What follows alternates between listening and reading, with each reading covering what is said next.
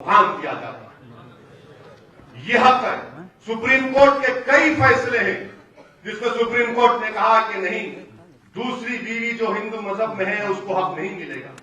और आपको जानकर हैरत होगी कि सुप्रीम कोर्ट में आदिवासी लोगों ने केस डाला और डालकर कहा कि हमारे पास ना सिर्फ 2 बीवियां होती हैं बल्कि हमारी औरतों के 2-2 शौहर भी होते हैं।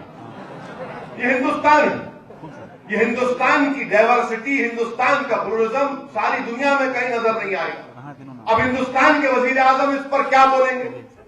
मध्य प्रदेश में जो ट्राइबल इलाका है धार का, वहां के लोगों ने केस डालकर कहा कि हम इसको नहीं मानेंगे, यूनिफॉर्म सिविल कोड को नहीं मानेंगे। आप जाकर देख लीजिए नॉर्थ ईस्ट में, कहीं पर जाकर देख लीजिए, और हमारे से कहते हैं कि हम यूनिफॉर्म सिविल कोड को लाएंगे। कौन सा यूनिफॉर्म सिविल कोड लाएंगे आप? मेरे भाई, मेरे अजीज दोस्तों, हुकूमत महज मुसलमानों से नफरत करती है, बग़्ज़ रखती है, और सिर्फ उत्तर प्रदेश के असेंबली इलेक्शन जीतने के लिए हमारे हिंदू भाइयों में, आलाजात के लोगों में एक नफरत की फिजा पैदा करना चाहते हैं। आप अंदाजा लगाइए कि वो इलेक्शन जीतने के लिए तलाक का मसला बनाता है तो फिर इसका जवाब तमाम हिंदुस्तानियों को देना पड़ेगा।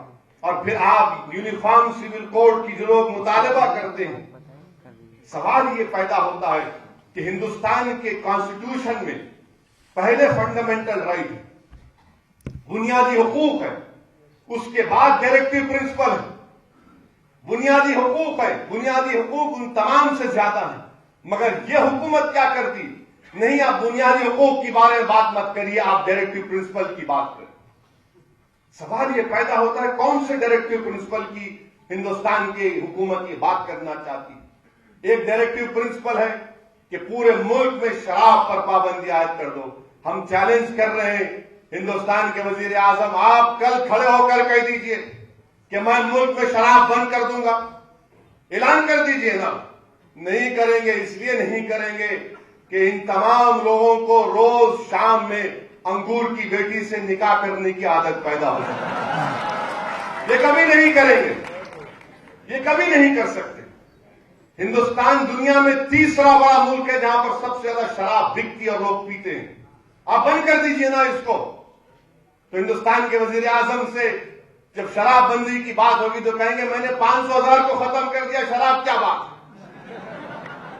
500,000 भी खत्म किया आपने, और आज जलसे में वजीर आजम ने कह दिया कि मेरा क्या है, मैं तो फकीर हूं। अरे हिंदुस्तान के वजीर आजम, आप तो फकीर नहीं हैं, मगर आपने हिंदुस्तान के तमाम लोगों को फकीर और भिखारी बना दिया। तमाम को फकीर और भिखारी बना दिया। आपको फकीर के माने ही नहीं मालूम। जो फकीर होता है उसकी शहंशाहत आज भी बरकरार है हिंदुस्तान में। वो ख्वाजा अजमेरी के रूप में है, महबूब इलाही के रूप में। आप फकीर नहीं बन सकते। अगर फकीरी सीखना है, समझना है तो हमसे पूछो, क्योंकि हमारी फकीरी में शहंशाही है। आपकी फकीरी में कोताही है, आपकी फकीरी में गुनाह है, आपकी फकीरी में गुरूर और तकब्बुर है। तुम फकीर के नाम पर हिंदुस्तान के गरीबों को नुकसान पहुंचा, तुम फकीर का नाम लेकर मुसलमानों से उनकी शरीयत को छीनना चाह रहे हो। और हिंदुस्तान की तारीख गवाह है कि इस मुल्क में जितने फकीर गुजरे, इन तमाम फुकराओं ने उन तमाम लोगों को अल्लाह के करीब किया, अल्लाह के दीन को जिंदा रखा, रसूलुल्लाह सल्लल्लाहु अलैहि वसल्लम से मोहब्बत पैदा की। इसलिए दुनिया उनको फकीर कहती। जो गरीबों के पेट को मुलाकात देगा, जिसके एक फैसले से हिंदुस्तान में 100 से ज्यादा लोग मर चुके हैं, वह तुम्हारी ये क्या फकीरी है? क्या फकीरी है आप? मेरे अजीज दोस्तों और बुजुर्गों, इसीलिए हमको ये समझना बेहद जरूरी है कि ये हुकूमत की पॉलिसी क्या है, ये हुकूमत की कोशिश क्या है। और फिर अचानक ये कहना कि मुझे मुस्लिम खवातीन से हमदर्दी पैदा हो गई, ये समझ में नहीं आता। अरे आप अंदाजा लगाइए कि भोपाल की जेल से 8 लोग भागे बोलते हैं। मैं उस पर इसलिए कह रहा हूं کہ بھاگے نہیں بھاگے، ٹھیک ہے، ان پر الزام تو بہت سنگین تھا. سوال یہ پیدا ہوتا ہے کہ 8 لوگ اگر 32 فیٹ کی دیوار، یعنی یہ سیلنگ کے قریب 32 فیٹ ہے، اگر میں یہاں نوجوانوں کو کہوں گا کہ بھائی صاحب میں آپ سے گزارش کر رہا ہوں کہ ذرا یہ دیوار کود کے دکھائیے، تو نوجوان کہیں گے اویسی صاحب ہم محبت ضرور کرتے ہیں آپ سے، مگر آپ کے لیے اپنی جان نہیں دیں گے. 32 فیٹ میں سنیے، نہیں دینا میں دوں گا، فکر مت. 32 فیٹ کی دیوار، یہ کہتے ہیں کہ 8 لوگ کودے. سوال، میں بھی کئی مرتبہ جیل میں گیا، کبھی کانگریس کی وجہ سے گیا، کبھی تلگو دیشم کی وجہ سے گیا. ہو سکتا ہے کہ ان کے بھی ظلم کا کبھی شکار ہو جاؤں، مگر جیل کو جانا ہمارے پاس سنت ہے. لوگ کہتے ہیں آپ کے پاس کتنی بیوی ہے؟ میں کہتا ہوں ایک ہے مگر سسرال 2 ہے، ایک بیوی کا اور دوسرا جیل. تو آپ ہم کو لے کر جا سکتے ہیں، ہم تیار ہیں. سوال یہ پیدا ہوتا ہے کہ 32 فیٹ کی دیوار کون کودے گا؟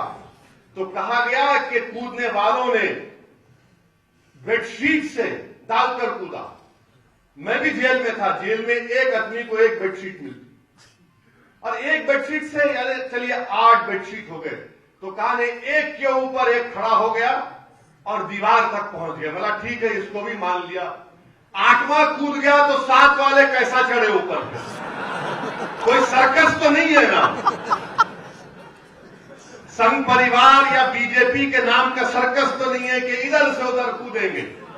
500,000 کی نوٹ چلے گئی تو سلطنت مغلیہ کا پورا اگر آپ دیکھ لیں گے، ان کی حکومت میں، اس حکومت نے 25 دن میں 180 فرمان جاری کر دیے. مگر یہ کودے ماشاءاللہ، جب پورے کے پورے کودے تو کسی کو بھی ایک زخم نہیں آیا، کسی کو بھی ایک زخم نہیں آیا. جب میں نے یہ بات ٹی وی پر کہی تو ہمارے بی جے پی کے قابل دوست نے کہا کہ دیکھو تم نفرت پیدا کر رہے ہو. میں نے کہا ٹھیک ہے، ہو سکتا کہ کوئی اجنات آ کر ان کو اٹھا کر نیچے رکھ دیے، ہو سکتا ہے بھائی آپ کے پاس اجنات ہوں گے. جب وہ نکلے جیل سے اور ان کے پاس جب ان کی لاشیں دیکھی ہم نے اور آپ نے، ان کے پیروں پر بہترین جوتے، ہاتھ پہ گھڑی، بیلٹ. جب آپ جیل میں رہتے ہیں تو ہاتھ پہ گھڑی نہیں پہن سکتے آپ. جب آپ جیل میں رہتے ہیں آپ بیلٹ نہیں لگا سکتے. جب آپ جیل میں رہتے ہیں جوتا نہیں پہن سکتے آپ کو چپل پہننا پڑتا. مگر یہ اچانک کون لا کے دیا؟ تو ٹی وی پر جب ہماری بحث ہو رہی تھی، ایک بی جے پی کے قابل دوست نے کہا، جو مجھ سے زیادہ قابل ہیں، انہوں نے کہا کہ تم نے دیا، تم آتنکوادی ہے. میں نے کہا وہ کون سی نئی بات ہے؟ وہ پرانی بات ہے. اس لیے کہ جب میں پیدا ہوا تو والد صاحب نے، والد مرحوم نے اللہ کے ولی کو بلا کر کہا کہ میرے بیٹے کے کان میں اذان دیجیے. جب وہ ولی نے ایک اذان دے دی تو والد صاحب نے دوسری کان میں کہا کہ یاد رکھو تم کو آتنکوادی کہیں گے. تو ہم تو سنتے آئے. سوال یہ پیدا ہوتا ہے کہ اگر میں نے جوتا دیا، گھڑی دیا، بیلٹ دیا، تو گاڑی کیوں نہیں دیا میں نے اس کو؟ موٹر سائیکل کیوں نہیں دیا اس کو؟ ہم نے جہیز میں کچھ تو آیا ہوگا.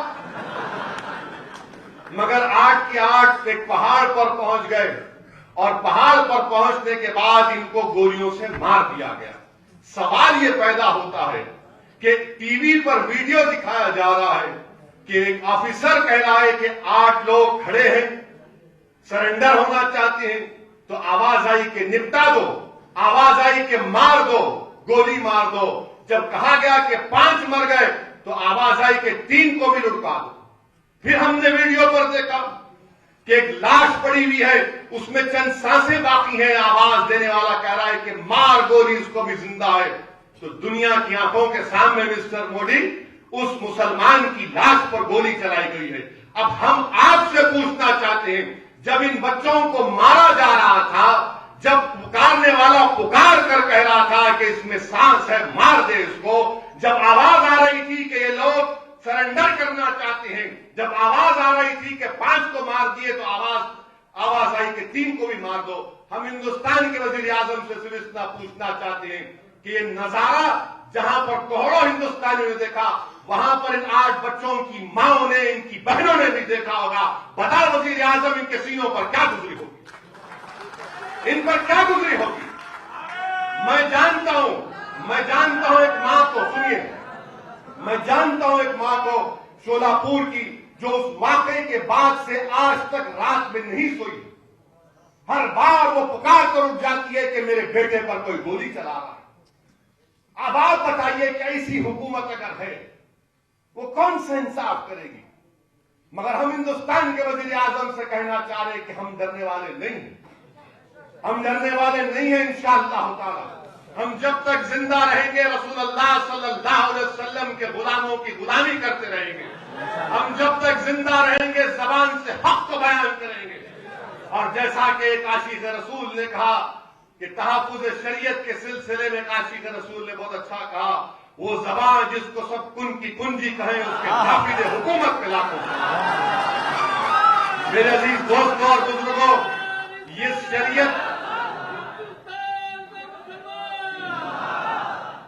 اس شریعت کی حفاظت اگر ہم کرنا چاہتے ہیں تو یاد رکھو آپ میری اس بات کو کہ اللہ کو ہماری ضرورت نہیں، ہم کو اللہ کی ضرورت ہے.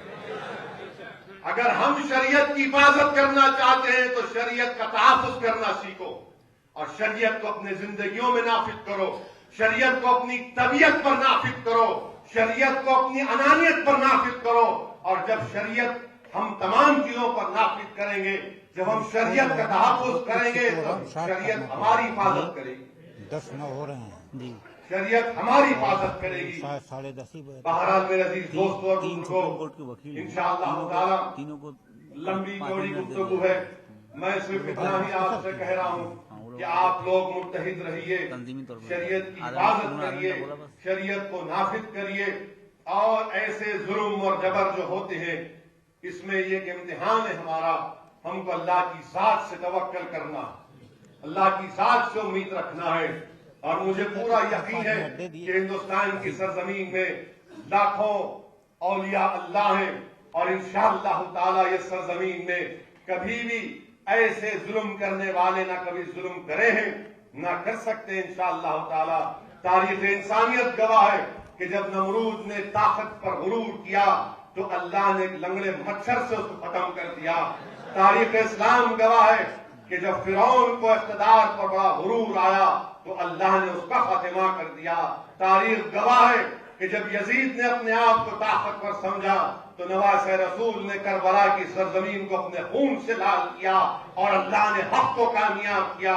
آپ متحد رہیے، اللہ سے رجوع کرتے رہیے اور دین کو سیکھیے. علماء کرام سے ان کے پیروں کے پاس بیٹھ کر سیکھیے. دین سیکھنا ضروری ہے اور جب ہم دین سیکھیں گے تو انشاءاللہ تعالیٰ اس پر عمل بھی کریں گے. میں شکر گزار ہوں حضرت مولانا یاسین اختر مصباحی صاحب کا کہ انہوں نے مجھے یہاں پر آنے کی دعوت دی. وآخر الدعوانا الحمدللہ رب العالمین.